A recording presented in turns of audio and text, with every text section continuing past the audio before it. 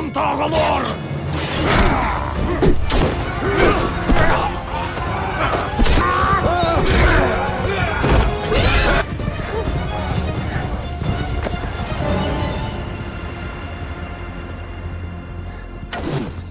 Halo guys, selamat datang kembali di channel Broview Series. Masih bersama saya Stephen yang akan menjelaskan alur cerita filmnya. Kali ini saya akan menjelaskan alur cerita film yang berjudul Tomiris. Ini adalah kisah hidup ratu besar dari padang rumput legendaris Tomiris. Dia ditakdirkan untuk menjadi seorang pejuang yang terampil, bertahan kehilangan orang-orang dekat dan menyatukan suku Saka di bawah kekuasaannya. Seperti apakah kisahnya? Langsung saja, sebelum masuk ke ceritanya seperti biasa siapkan apa? Ya tentunya kopi dan Woodbray untuk menemani kalian dalam menonton alur cerita film ini. Dan sekarang kita masuk intro.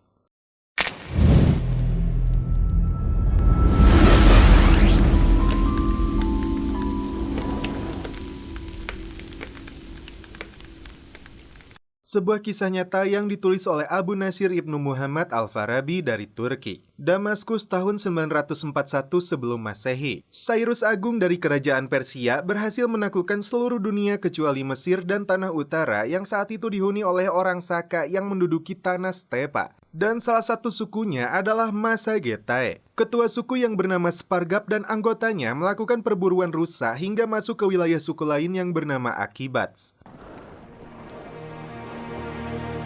Angarcakanta. Valakibat. Peperangan antara suku tidak terelakkan lagi.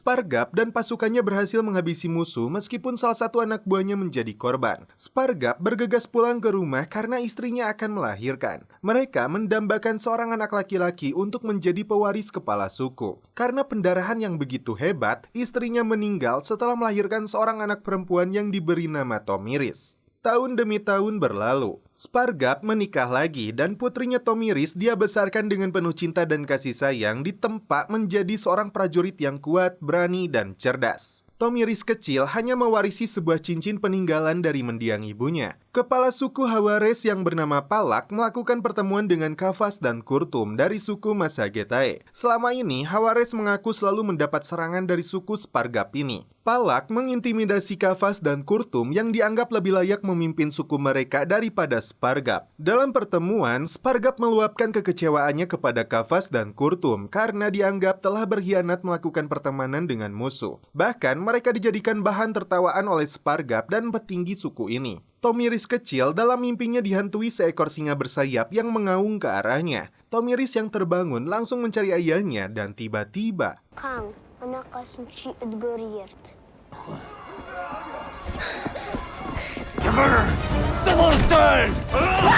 Kelompok pemberontak melakukan penyerangan membunuh keluarga Spargap. Demi keselamatan anaknya, Karas ditugaskan Spargap untuk membawa lari Tomiris dan anak-anak lain. Naas bagi Spargap, dia tewas dibunuh oleh Kafas dan Kurtum. Setelah melakukan pelarian, mereka beristirahat di sebuah lokasi. Tidak ada nafsu makan sama sekali bagi Tomiris karena kepergian ayahnya yang sangat dia sayangi. Karena belum jelas suku mana saja yang berkomplot dengan Kafas dan Kurtum, hutan terkutuk yang dinilai sangat angker menjadi satu-satunya pilihan yang tepat untuk mereka berlindung. Hutan ini menjadi rumah kedua mereka untuk membesarkan Tomiris dan anak-anak lain yang kelak akan membalaskan dendam kematian orang tua mereka. Tidak ada hari yang dilewatkan oleh Tomiris selain berlatih dan berlatih. Kemampuannya melesatkan anak panah mewarisi kehebatan ayahnya. Singkat cerita, Tomiris beranjak remaja. Saat Tomiris dan Targitai sedang mengambil garam di tepi pantai, anak buah dari Kafas dan Kurtum menemukan keberadaan mereka.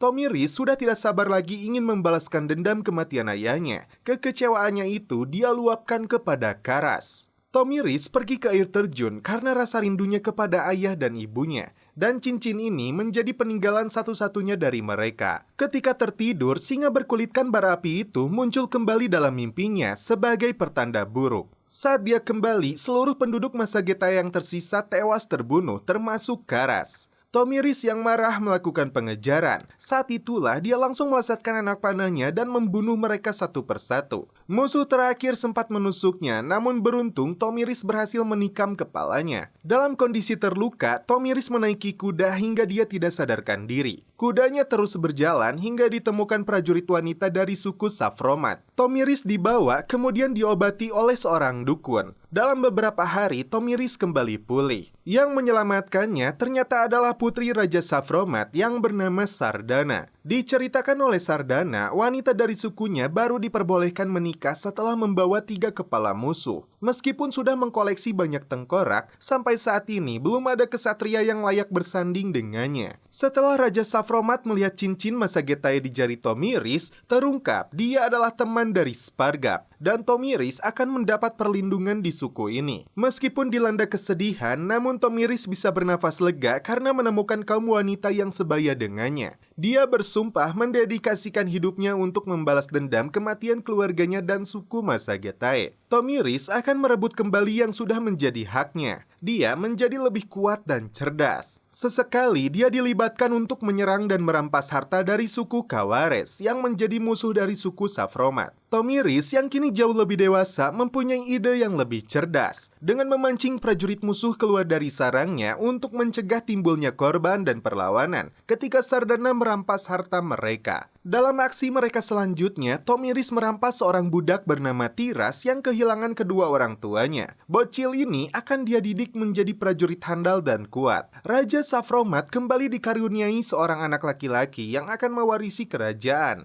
Beberapa suku yang lainnya mereka undang dalam perayaan kelahiran putranya ini. Sardana dan Tomiris melihat Kurtum dan Kavas yang telah berkhianat dan membunuh ayah Tomiris. Karena bukan saat yang tepat, Tomiris menunda pembalasannya. Seorang pemuda bernama Argun, anak kepala suku Dahae, mengundang perhatiannya. Giliran Tomiris yang menunjukkan keahliannya dalam melesatkan anak panah. Hari itu mereka saling berkenalan. Sementara itu di dalam tenda, perwakilan dari Hawares yang didukung oleh Kavas dan Kurtum dari suku Masagetae meminta kepala suku Safromat untuk menghentikan perampokan dan memberikan bayinya sebagai jaminan. Tentu saja kepala suku menolak. Mulai saat itu mereka mengibarkan bendera perang dan permusuhan. Suku-suku lain menolak permintaan Safromat untuk bersatu melawan mereka. Hanya suku Tahae yang bersedia membantunya. Malam hari, kedua suku ini sepakat untuk membantu Tomiris mendapatkan kembali haknya sebagai pewaris suku Masagetae. Singkat cerita, seluruh pasukan siap berperang. Suku Safromat dibantu suku Dahae dan suku Kawares dengan sekutunya suku Masagetae. Tomiris maju ke depan.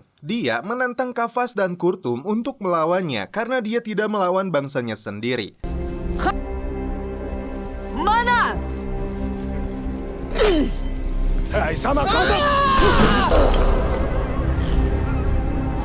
Tidak begitu sulit bagi Tomiris untuk membunuh mereka berdua. Meskipun anak-anaknya sangat marah kepada Tomiris, namun dia berhasil mencegah perang yang lebih besar. Kini, bangsa Masagetae mendapatkan kembali pimpinannya yang jauh lebih berhak. Tomiris kembali ke rumahnya. Anak istri dari Kavas dan Kurtum diusir dari rumah mereka. Tomiris mengenang kembali singgasana yang digunakan ayahnya dulu. Meskipun sudah mendapatkan haknya kembali, dia menyadari perang dengan Kawares tidak akan terelakkan lagi. Hal pertama yang dia akan lakukan adalah mengunjungi makam ayahnya. Diketahui bahwa Hawares memiliki pasukan yang jauh lebih banyak dengan kereta perang dan baju besi yang tidak dimiliki suku lain. Tomiris menjalankan rencana dengan membentuk kelompok kecil untuk menghadapi musuh. Setelah menembakkan ribuan anak panah, setelah itu pasukan berpura-pura lemah dan mundur. Ketika musuh melakukan pengejaran, barisan pertahanan mereka akan melemah. Dan disitulah saat yang tepat bagi Tomiris dan seluruh pasukan melancarkan serangan untuk menghancurkan Kawares. Saat hari peperangan tiba,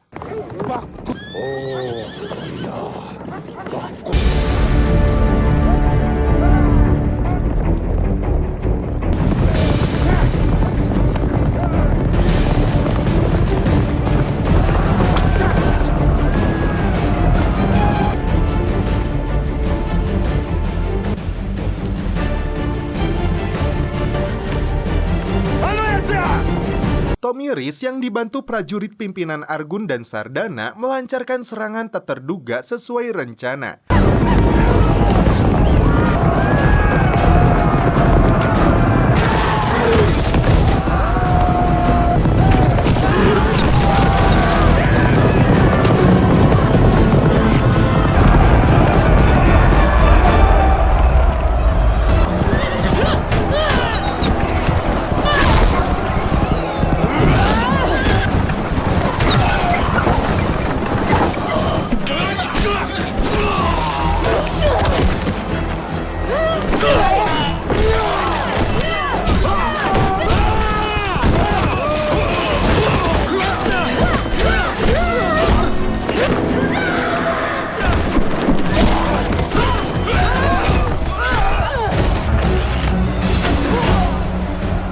Akibatnya, banyak pasukan Hawares yang terbunuh. Perang ini berhasil dimenangkan oleh Tomiris dan kedua sekutunya. Dan saat itu pula, Argun memberanikan diri melawan Tomiris. Pernikahan Tomiris dan Argun menyatukan ketiga suku untuk saling melindungi satu sama lain. Dan setelah itu mereka pun celepot. Singkat cerita, Tomiris dikaruniai 2 orang anak dan putra sulungnya diberi nama Spargap. Kehidupan Tomiris dan bangsanya berjalan damai. Hingga suatu ketika, banyak pengungsi berdatangan dari kota-kota yang ditaklukkan oleh Raja Cyrus dari Persia. Seorang pandai besi dan keluarganya meminta Tomiris untuk menerimanya. Tentu saja, Tomiris yang bijaksana menerima mereka. Yang mengejutkan, Tomiris kembali dihantui singa api bersayap. Perwakilan dari Persia yang bernama Gubar datang membawakan hadiah. Mereka mengundang Raja Argun untuk datang ke Babilonia bertemu dengan Raja Cyrus untuk membicarakan kesepakatan damai. Argun memaksa untuk pergi ke sana meskipun Tomiris merasakan kejanggalan. Dia menilai Cyrus adalah seorang raja yang penuh ambisi dan ingin berkuasa di berbagai wilayah. Putra mereka Spargap diajak dalam perjalanan ini.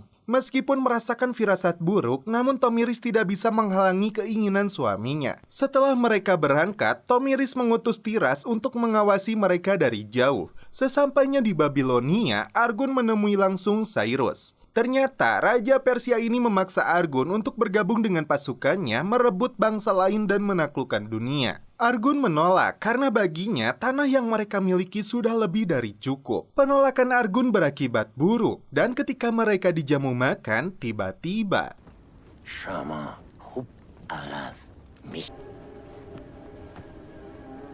Argun, nilu kayu yora. Kad!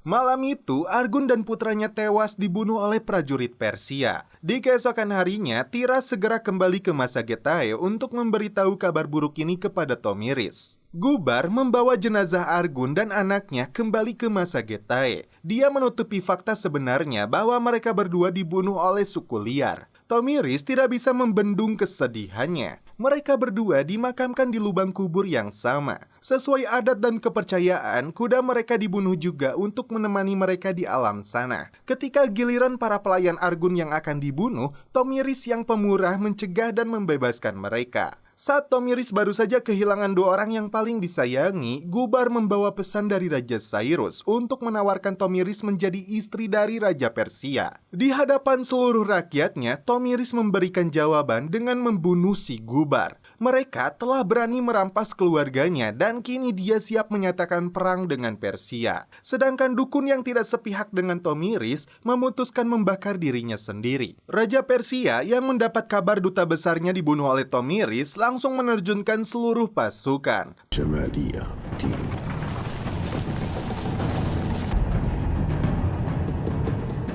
Tomiris mengumpulkan kepala suku dari seluruh stepa yang sepaham dan satu perjuangan dengannya untuk melawan Cyrus yang sangat keji yang akan menjadikan mereka semua sebagai budak. Tak kenal lelah, siang dan malam pengrajin besi bekerja untuk mempersiapkan persenjataan dan baju besi. Warga sipil dan hewan ternak pun dievakuasi. Sungai yang berada di sepanjang jalan pasukan Cyrus diisi pasir. Tomiris melihat langsung baju perisai dan panah yang terbuat dari bahan besi. Di sisi lain, Raja Cyrus sudah membaca strategi Tomiris yang akan menarik mundur pasukannya untuk melemahkan barisan mereka. Mereka menganggap Tomiris lemah karena jumlah pasukannya hanya setengah dari pasukan Persia. Di saat pasukan Persia itu menyeberangi sungai, banyak dari kuda mereka yang terjebak. Yang paling ditakuti dari pasukan Persia adalah Khazar yang dijuluki sebagai pasukan abadi. Tomiris ingin menyerang Cyrus lebih dulu dengan taktik yang tidak terduga agar pasukan mereka kehilangan kendali. 100 prajurit terbaik dari suku masing-masing dipilih untuk menjalani rencana ini.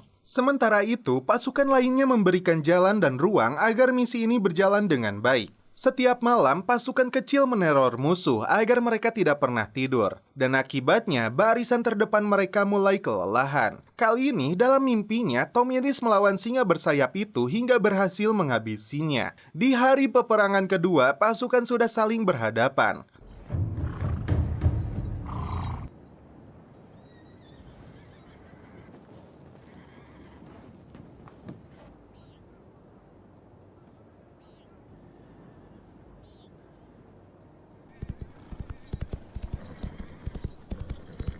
Tomiris mengorbankan semangat dari seluruh prajuritnya untuk melindungi tanah mereka dari raja terkutuk. Yarkılık, ulus, anıtyalı için, bana saklalı.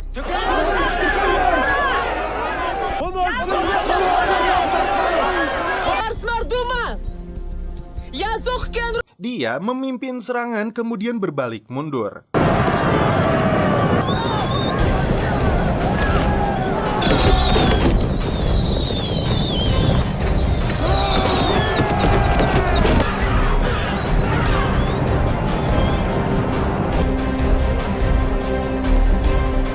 Cyrus tertawa dengan taktik rahasia Tomiris yang sudah terbaca. Padahal misi sebenarnya dia mengerahkan 100 prajurit terbaik untuk menerobos garis pertahanan mereka.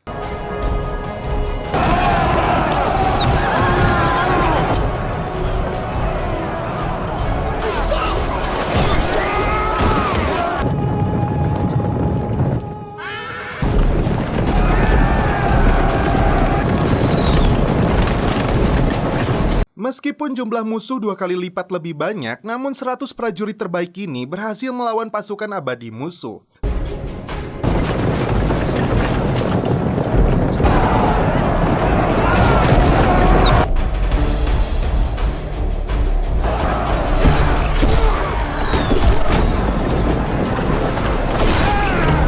لازم صفات راحت کار مستعد دفاع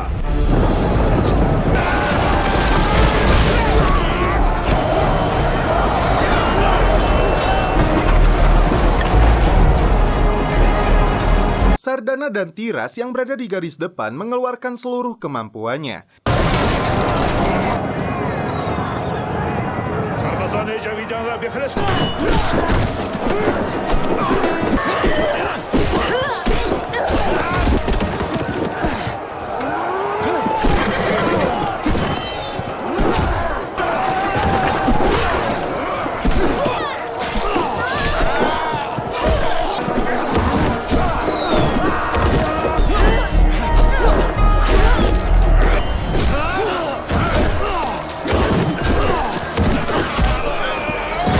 Tapi naas bagi Sardana yang berjuang begitu hebat tewas oleh musuh. Prajurit Tomiris melaporkan pihaknya hampir dipastikan kalah telak. Namun Tiras yang tidak kenal lelah terus menerobos hingga berhasil berhadapan langsung dengan Cyrus. Tiras pun berhasil membunuhnya dan memenggal kepala Raja Persia ini dan langsung dipersembahkan kepada Tomiris. Hari itu, dia dan bangsanya berhasil memenangkan peperangan yang paling bersejarah ini. Dan Abu Nasir Ibnu Muhammad Al-Farabi menutup kisahnya tentang Tomiris yang sangat melegenda. Dan setelah itu, film pun berakhir.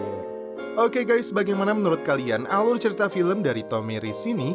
Faktanya, seluruh urutan Tomiris yang tumbuh dewasa dalam perawatan Savromat sejauh ini adalah periode yang paling menarik.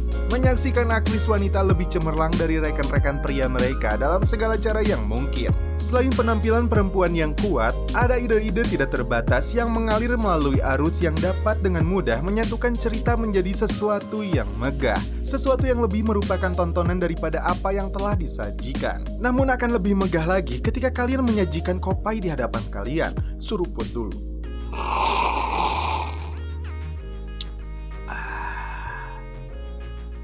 Mantap. Oke guys, cukup sekian alur cerita film ini. Salam penutup seperti biasa dari kami. Mohon maaf bila ada kata-kata yang kurang berkenan di hati kalian. Mohon dimaafkan ya. Salam perfilman duniawi. Keep enjoy.